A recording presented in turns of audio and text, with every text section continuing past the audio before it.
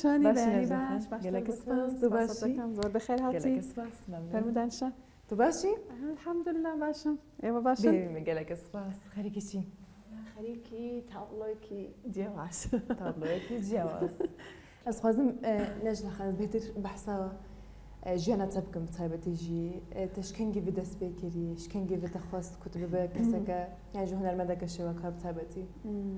من وەک بڵێ شێوەکاری لە مناڵی دەست پێ کردوم نزان تەمەنی 7 ساڵم بوو چاوخانە بەڵێ یەکەم بووم لە سەفی خۆم بەڵێ حتا مامۆستا بیرم دێت مامۆستا دەڵێ ئەوە مەقسەدت بە ئەو شتانە چییە ئەوها یعنی من پرس یعنی هەمووشت بە هەدەف و بیرۆکە بوو بەڵێ ئەدی اینجا چوومە سەفی سێ لە ینی شەهرەکەی خۆم بوومە یەک لە محافەزە ینی مسابقەی کە بوو پێداڵنجی من یەکەم بووم وەک شێوەکاری ئەوە لە ناخی خۆمە لە بدایەت ینی اینجا ویستم بڕۆم وەک بڵێ زانکو و تەواو بکەم نەتوانستم لە بۆ جایکە کەم قبوڵی نەدەکرد گوتی دەبێ حتمما بڕۆی مهندسی معماری بخێنی و ئەمەە و شێوەکاری هیچ نییە و لە بۆ من معنای نییە ینی دەخانێ لە ماڵ ڕێگر بوون پشتەکارم نەبوون ینی لەگەڵم نەبوون پاڵپشت نەبوون پاڵپشت نەبوون لە بۆ ئەو مۆزوعە بە گریان چوە هەندەسەری ئەندازیار ئەم نەمزانی معماری یعنی چێ هیچ بەگرانم نەبوو لەو مۆزوعە بەڵام کە کاتی چوومە ناو ئەو مۆزوع ئەو چوومە زانکۆ جا زانیم ئەوە هۆنەرە گەرەک باشە ئەم زانم کو تو بخوا بینەرێن هێژە کوردەکە فێلیە بێتر ئەس خوازم تو بەحساوی چیرۆکێ بۆم بکە هەن دەستپێکی لە کو دەرێ بوون پاشە هەن چون کو دەرێ زەحمەتیم کول بەردەمەوە چێ بوون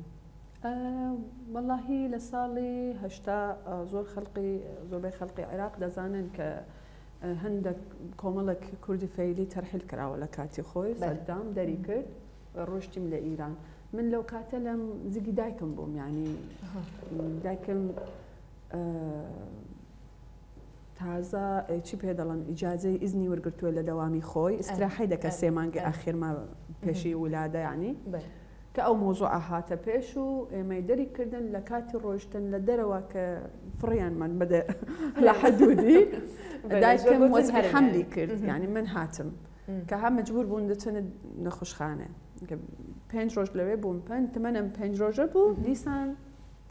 تو 5 ڕۆژ بوون من وەک من مناڵ بووم من ممکن یعنی ئەمن زۆر ئەو معاناتێ هیچ نەکردومە چون مناڵ بووم لە باوشی دایکم بووم بەڵام ئاهیلەی من زۆر زیاتر مەسەن لە هەرێمی کوردستان نەژیا بە لە ئیران بە ینی باش حتا دایکە باش وەڵا دڵم خراپ نییە دەتوان ئیشی خۆ بە هەر حاڵ دڵم یعنی لە کاتی خۆ ئەوانە حتا من تەمەنی 6 مانگەم و 6 مانگە بوومە لە کاتی کە لە کورد منطقەی کوردی ئیران بووین اینجا جەنگی ئەوەی حربی ئیران و عێراق دەست پێ کرد ینی من دیسان لە چیا و دیسان دەربەدەری و ئاوارەگی و ئەو شتانە 20 ڕۆژ لە دەربوویم لە چۆ لە نازانم چی پێ دەڵێن لە سەحرا بوویم لە چیا بوویم نا ئاوەک نا خواردنێک نەیشتێت من 6 مانگە بوو یعنی من خاڵووی من خلاص یعنی من مردوو بووم دەمرێم چون ناشیر دایکم نەشیری بوو نەچی من لە ئەوەی کردن قبری بۆ من دروستیان کرد گوتم دەمرێ اینجا هیلال ئەحمەر پێ دەڵێن قواتی کۆمەکە و شتانەکە یارمەتی دەدەن هاتن و دیدی من خدا بوو من ئەمری نووسرا حتا ناوبات ئێستا لێرەی ئەرێ والله زۆر باش یانێت مرۆڤ دوکارە بێژە حقوق و ناغێکی سەخت بوو لە ژیان زۆر هاتێ پران بەس باش بوو کە کچکە بوو یعنی منیش دەڵێم الحەمدلله کچکە بووم دەزانی چون من ئەسڵەن تەحمڵی ئەو شتانە نیمە باشی وێ یعنی ڕەوش باشتر بوو لەوێ ئەنجا لە ئیران کە گەورە بووم لەوێ الحەمدلله منطقەیەکی جنوبی بووین بە خۆمان لە منطقەی بوشێر منطقەیەکی لوریە زمانیان تقریبا نزیک بە فارسیە خەڵکێکی زۆر میواندارن زۆر خەڵکێکی بەرێزن